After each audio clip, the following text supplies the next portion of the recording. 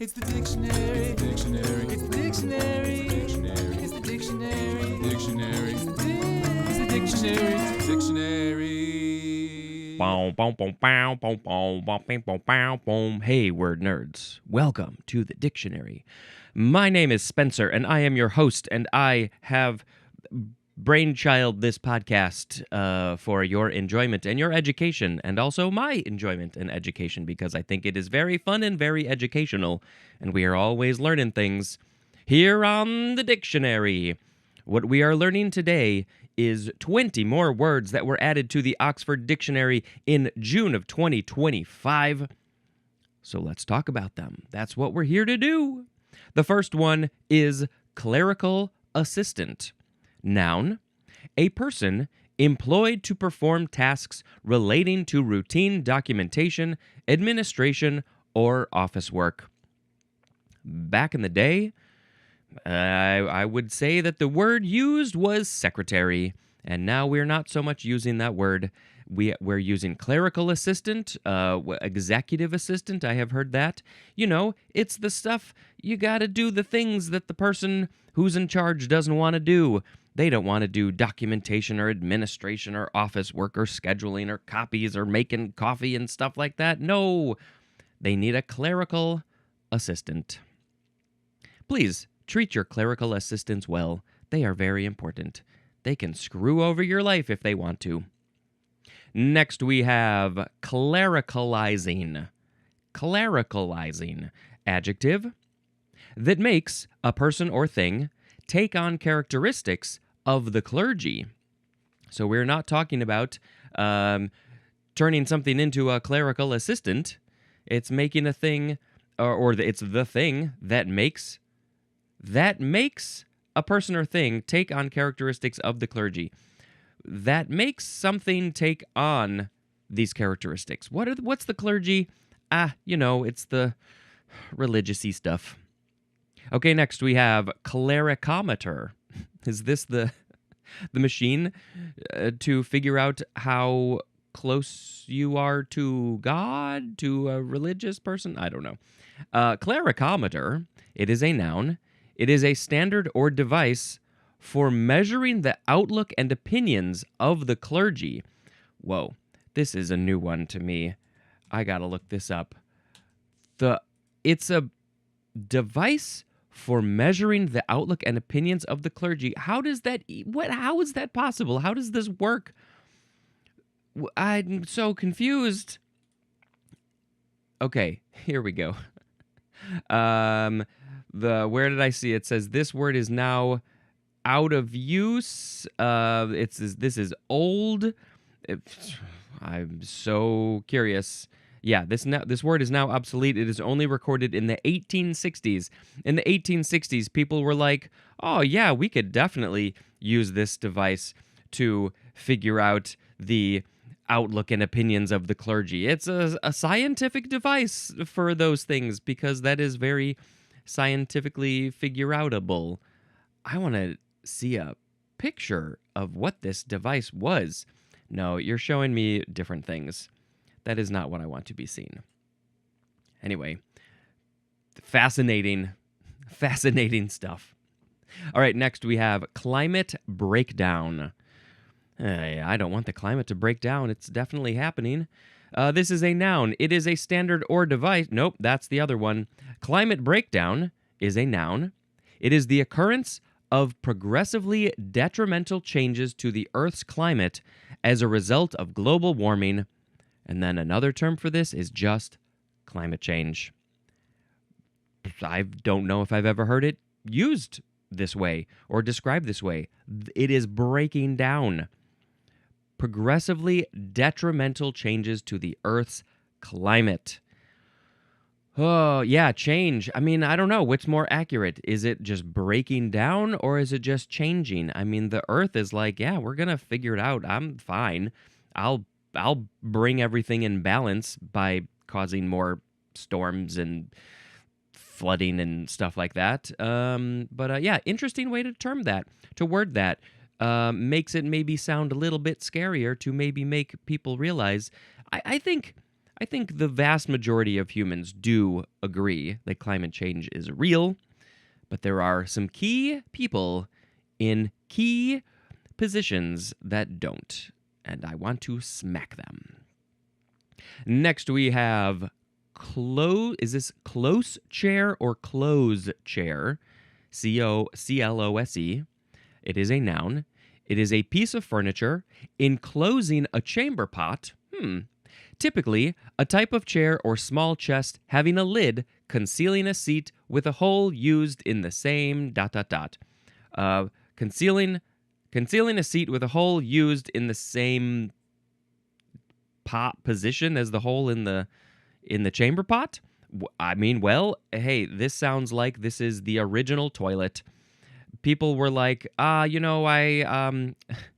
got this chamber pot here next to my bed. I want to use it, but it's a little bit awkward, and so I'm like squatting on it, and that's weird. So can I sit down on a chair? I would love to sit down on a thing to rest my weary legs, because I've been sleeping all night.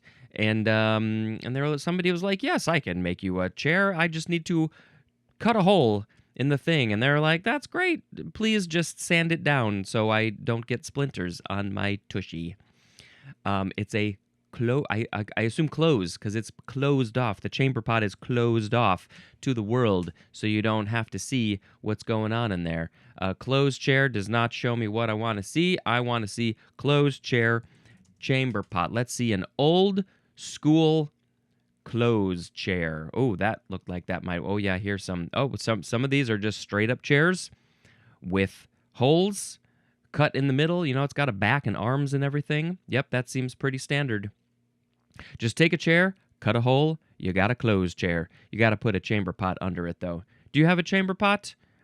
This one looks like you lift up the lid. Yeah, these are just old school toilets.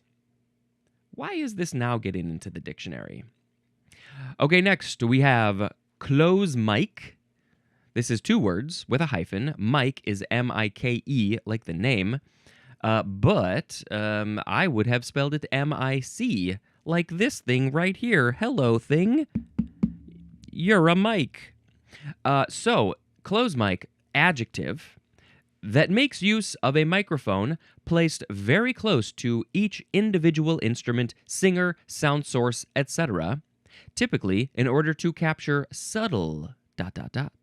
Subtle sounds, probably sounds, like if I get real close, you'll hear all the little sounds, like if I go, some of you really hated that, like me. So it's a close mic, because it's real close. Maybe an ASMR mic would be a close mic.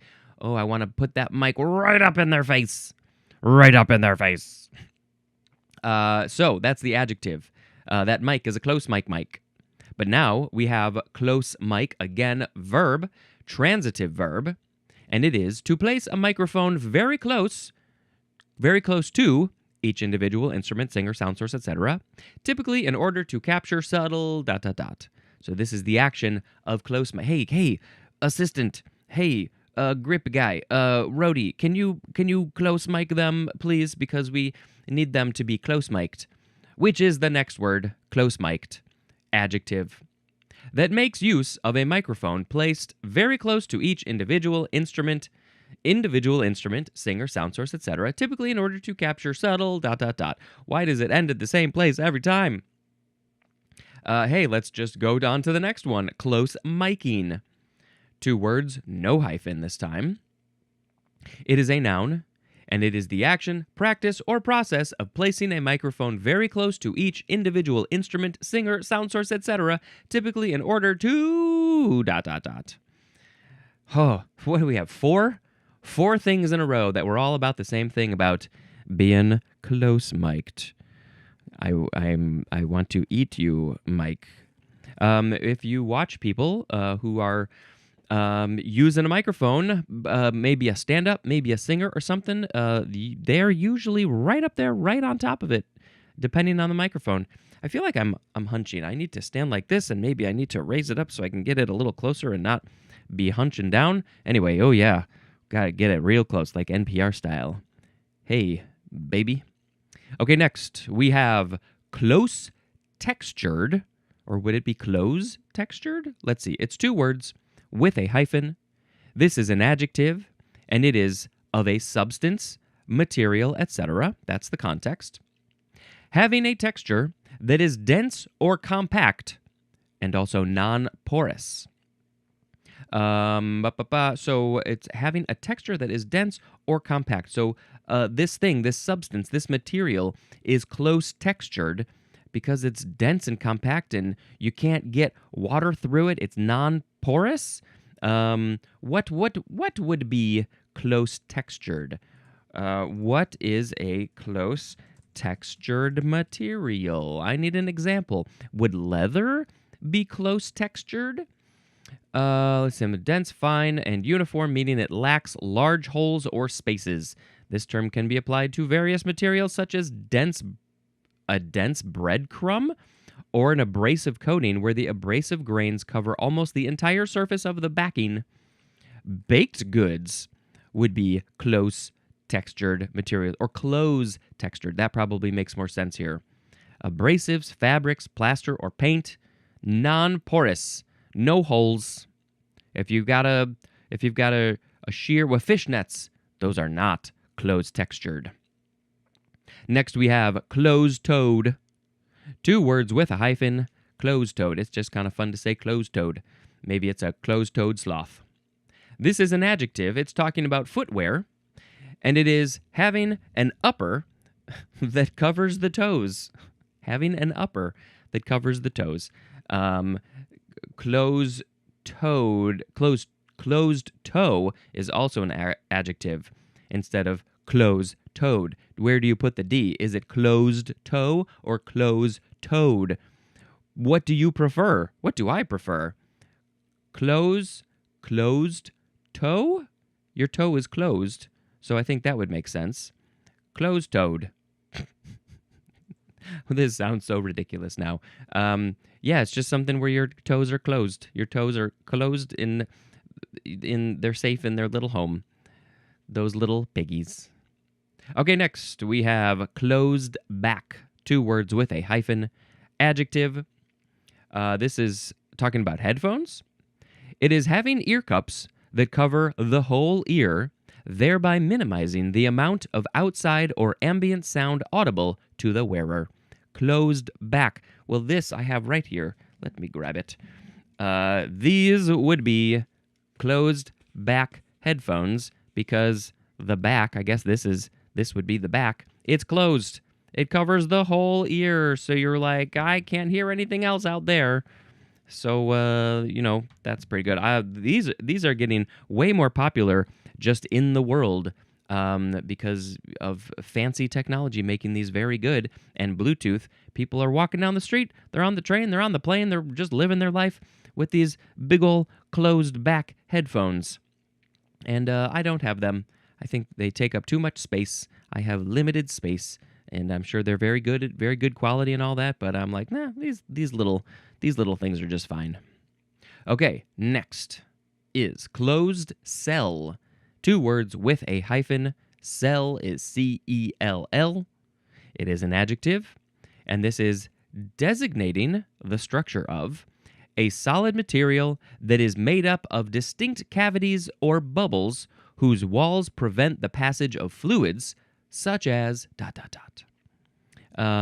So this is this in a cell? Is it distinct cavities or bubbles whose walls prevent the passage of fluids? I don't know. Let's just look up closed cell adjective. So maybe we can get some more context of what... Ooh, we're seeing a lot of stuff about foam.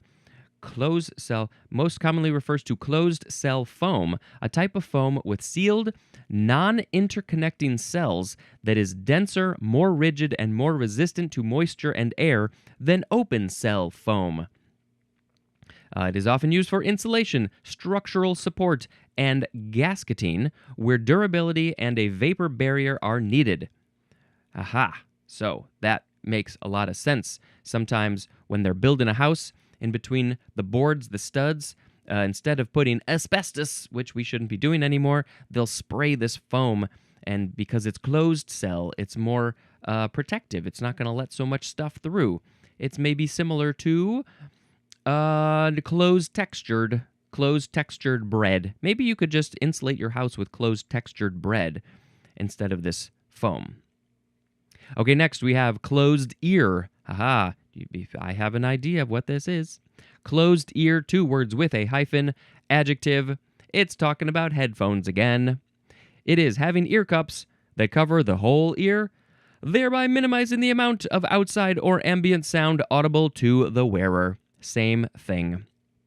I guess I would call those headphones closed ear headphones instead of closed back.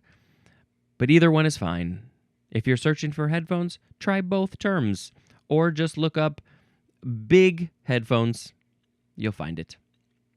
Okay, next is closed-ended. 2 words with a hyphen, adjective. It says it's in extended uses and finance. So this is designating an investment trust, fund, or company that issues a fixed number of shares to its investors. So it's closed-ended because it's just a limited amount of stuff out there. Fixed number of shares. Oh, there's only 100 shares to go around. We're sending them out to all you people. So we have a closed-ended situation. We've that the 100 shares, that's the end of it. That's all you get. Next is, this is one of my least favorite words. Closed-minded. 2 words with a hyphen, adjective. Not receptive to new ideas or opinions, having or showing rigid opinions or a narrow outlook. And then in parentheses, it says by implication, prejudiced or intolerant. That's just a real succinct way to say closed-minded. I prefer open-minded. I mean, come on. I hope that if you are watching this podcast, then you are also open-minded. I have to assume that is true because you are open to somebody reading the dictionary. What do you even say? I don't think I have anything to say. Closed-minded? Don't like it. I think that it's, you got to be open to change. The world, the universe, everything is constantly changing and evolving. And if you're not open to that, then you're closed-minded. And you might have a little bit of a harder time. You're just maybe going to be angry all the time. Okay, next we have closed source. 2 words, adjective and noun. This is designating software or a program whose source code is not made publicly available by its owners. Also, of or relating to such software or programs, ... So, typically, I don't hear this term, closed source. I hear open source. Is it opened source or just open source?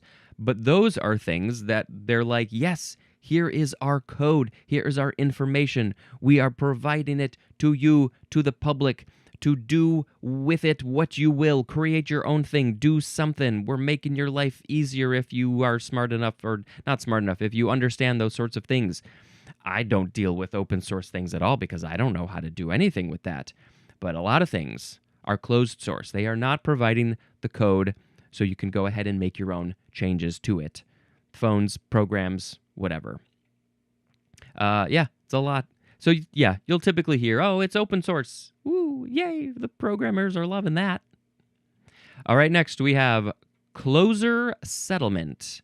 I believe it's closer and not closer.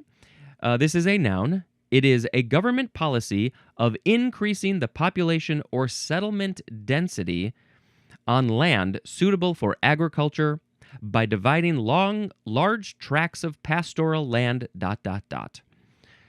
So it's government policy of increasing the population or settlement density on land. So they want to increase the population of people, I guess, I assume, on a land that is good for agriculture, but they want to add people? Closer settlement. I'm curious about this. Let's do a little additional looking up. This seems old. There was the Closer Settlement Acts. It can refer to 2 main concepts: a government policy to resettle people on smaller landholdings, particularly in Australia, or the final process of a real estate transaction known as settlement or closing. So yeah, let's look up this real quick. The Closer Settlement Acts. This was in Australia, New South Wales. Introduced by the Parliament between 1901 and 1909 to reform land holdings and, in particular, to break the squatters' domination of land tenure. They're like, we got to get rid of the squatters, so let's put some people over there. So this is well over 100 years old. It's in Australia, and I think that's kind of why it makes sense that it's being added to the Oxford Dictionary, because they're all kind of British. They're all part of the, what is it? The I can never remember the term. It starts with a C. I'm not going to come up with it. Okay, next we have coptologist. Capital Coptologist.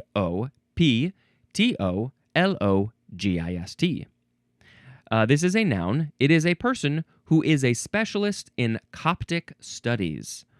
Well, let's go on to our next and very last word, because it's related. It is Coptology. Noun. It's Coptic studies, the academic study of the Coptic people, language, literature, history, art, etc. And now, of course, I must look up the Coptic people, because I don't know anything about the Coptic people. Is this also the Copts? Copts? I think that's probably what it is. Looks like ancient Egypt. Let's see. Christian ethno-religious group native to northeast Africa who have primarily inhabited the area of modern Egypt since antiquity. They are, like the broader Egyptian population, descended from the ancient Egyptians. So, maybe I've heard of this term, but I was not aware. I shall forget this immediately. But yes, the Coptic people, or the Copts, they live in what is now modern Egypt. We're calling it ancient Egypt. Did they help build the pyramids? I don't know. Anyway, yeah, they became synonymous with native Christians in light of Egypt's Islamization and Arabization after the Muslim conquest of Egypt in 639 AD. Anyway, so if you are studying that stuff, then you are a Coptologist and you are doing the Coptology. And that is going to be the end of this episode. Thank you very much for listening to me talk about a lot of closed things. Closed backs, closed ears, closed minds, closed toes, and others. And close mics. That's it. Oh, I should probably tell you about a movie that I watched, because that is a very important thing to do, because we love movies. Do I love movies more than words? Yes, I do, in fact. So why don't I have a movie podcast? Because that's a lot of work. But let's find where we left off. The Long Walk. It's been out for a while. It is out of theaters by now. I'm so sorry, but maybe you can rent it on the streaming. This is based on a Stephen King novella, I think. I think this was this one of the ones that he used a pseudonym for? And it's pretty brutal. It's pretty rough. You can't help but think, like, how would I fare in that long walk? I don't think I would do so well. I would not win. But it is worth a watch, especially if you like, kind of creepy horror things. Worth a watch. It's got Mark Hamill. And were there any other? Oh, what's her name? I love her. Let's look her up real quick so I can give you the proper name. The Long Walk. She's not in it for very much, but she's very... And the main actors, I mean, these are young male actors who I don't know, so I apologize. I don't know their names. I mean, I can read them right here.